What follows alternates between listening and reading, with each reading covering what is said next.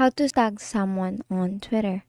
So first is you have to go to your Twitter application, and it will directly lead you here to your homepage where you will see your feed area or the tweets that your friends or your following has, or just random tweets. To be able to tag someone is on the bottom part you will see this blue plus icon here.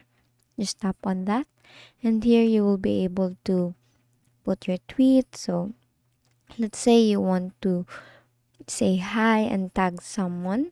So to be able to tag someone is you just have to click on at here, and then you will be able to find the person that you want to tag.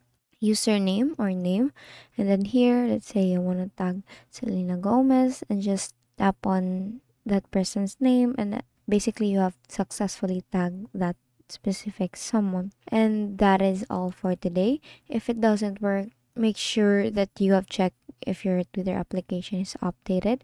And that is all for today. If this video helped you, please give us some thumbs up and subscribe to our YouTube channel for more tutorials. Thank you for watching.